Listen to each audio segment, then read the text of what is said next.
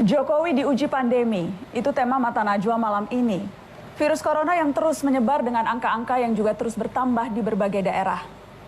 Pandemi ini bukan hanya persoalan kesehatan, tapi juga menyangkut banyak sendi kehidupan. Beragam masalah yang muncul mulai dari data yang dipermasalahkan hingga tarik ulur keputusan yang membingungkan. Kesiapan ketahanan ekonomi dan sosial juga menjadi pertanyaan publik. Di Istana Merdeka, saya mempertanyakan persoalan-persoalan itu langsung ke Presiden Republik Indonesia, Joko Widodo. Bapak Presiden, terima kasih banyak waktunya untuk kami, Bapak. Terima kasih, Mbak Nana. Sehat-sehat, Bapak? Alhamdulillah, baik, sehat. Alhamdulillah, itu yang paling penting saat ini, kesehatan. Bapak, saya ingin langsung evaluasi. Apa evaluasi Bapak Presiden atas kebijakan PSBB yang sudah diberlakukan di sejumlah wilayah, Pak? Sebagai ilustrasi, perjalanan saya ke istana masih ramai jalanan, Pak. Seperti kota normal saja, tidak ada pembatasan. Ya, saya melihat di lapangan, pasar masih ramai. Kemudian saya kemarin baru muter juga di Jakarta bagian utara juga, terminal masih ramai.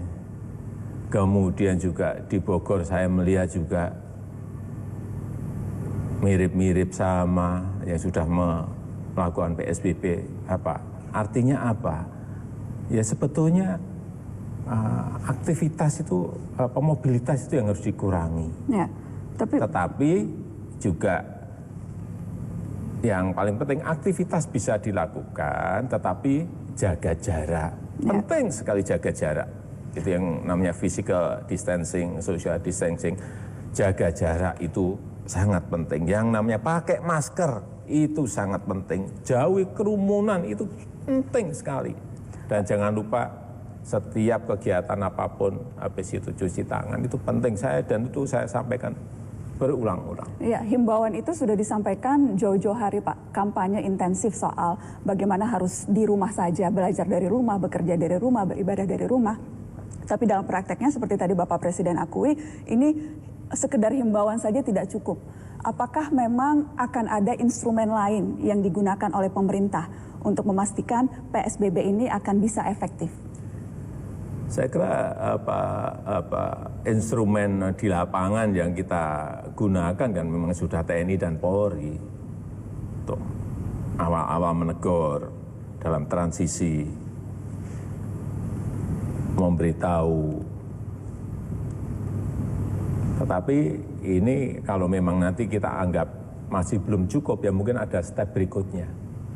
Sampai sejauh ancaman kurungan atau ancaman denda seperti yang memang sanksi itu ada di Undang-Undang Karantina Kesehatan, Pak? Apakah berpikir instrumennya sampai memberlakukan hukuman ancaman ya, kalau sanksi? Nanti dalam sosialisasi kita anggap memang sudah cukup dan itu di lapangan masih belum ada perbaikan, bisa saja kita akan masuk ke sana. Kerap kali alasan yang diungkapkan oleh mereka yang tidak bisa berada di rumah saja, Pak. Mereka harus keluar untuk mencari nafkah. Jadi seperti si malakama, keluar kemungkinan terkena corona, tetap di dalam, tidak bisa mencari penghasilan sehingga tidak bisa makan. Ya itu memang pilihan-pilihan yang semuanya tidak enak.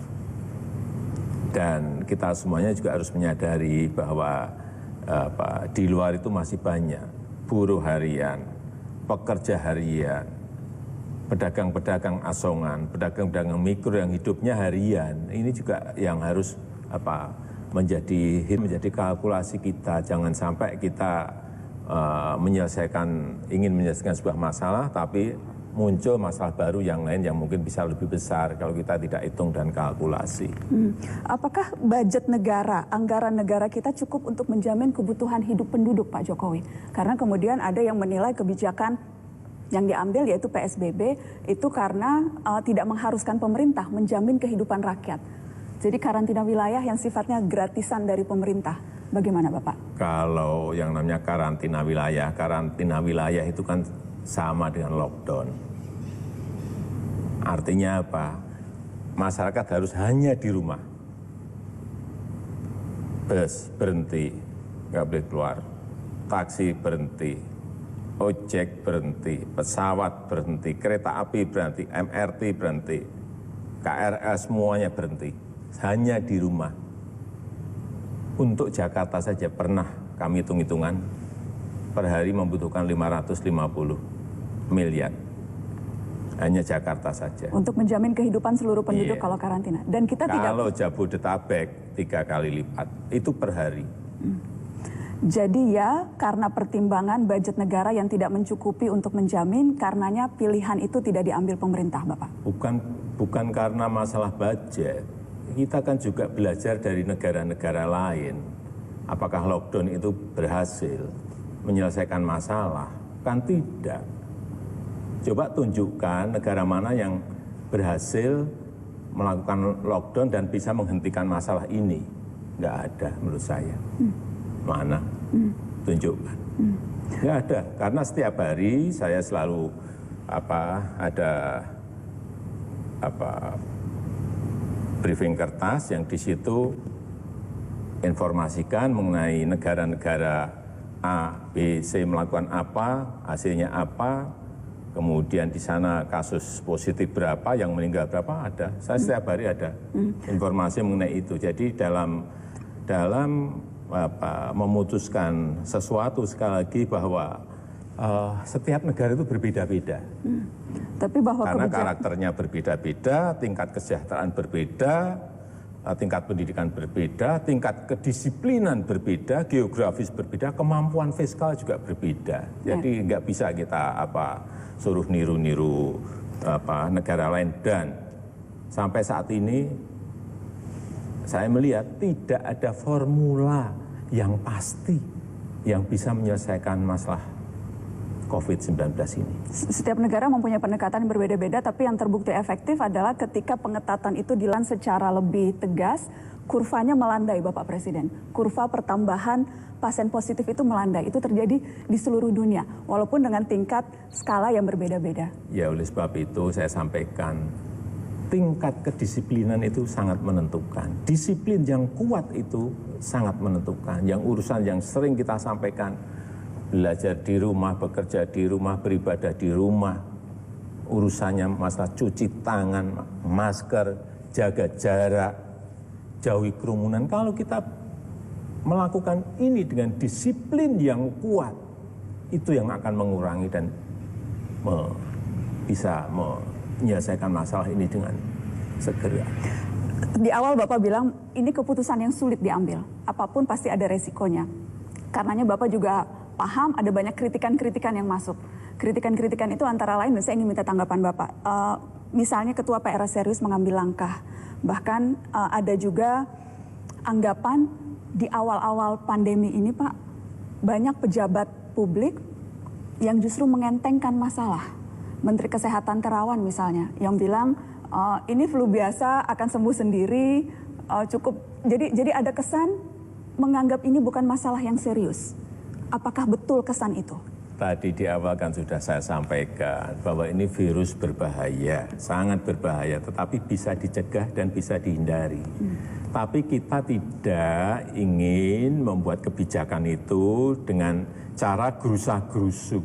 Yang ini dinilai oleh publik itu mungkin lamban di situ. Membuat publik tenang, itu tidak dilihat sebagai sebuah keputusan, itu sudah keputusan.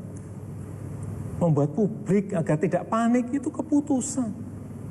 Itu tidak dilihat sebagai sebuah keputusan. Nah itu anunya di situ agak berbedanya di situ. Bagaimana? Kemudian awal-awal juga lab yang ada di Kementerian Kesehatan diragukan, nggak bisa itu ngetes PCR. Di awal-awal kan gitu, padahal sudah kita coba bolak-balik sudah bisa. Tapi ada yang banyak yang menyampaikan ahli-ahli bahwa itu tidak layak untuk melakukan uji PCR.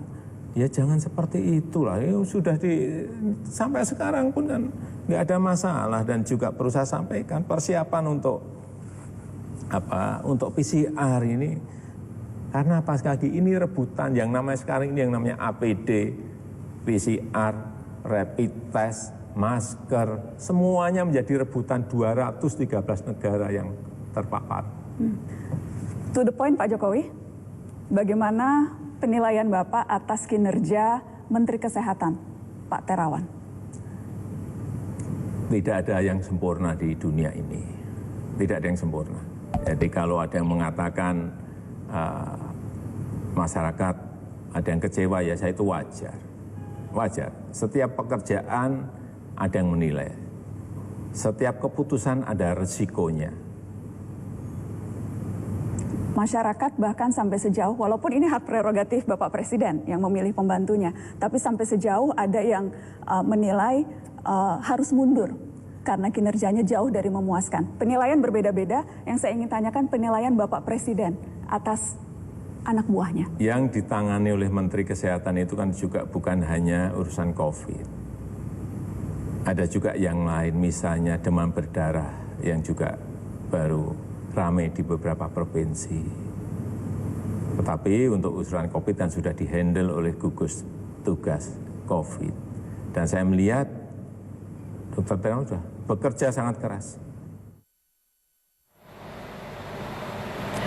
Bagaimana Presiden Joko Widodo melihat pandemi ini? Apakah dari sudut pandang ekonomi atau sudut pandang kesehatan masyarakat?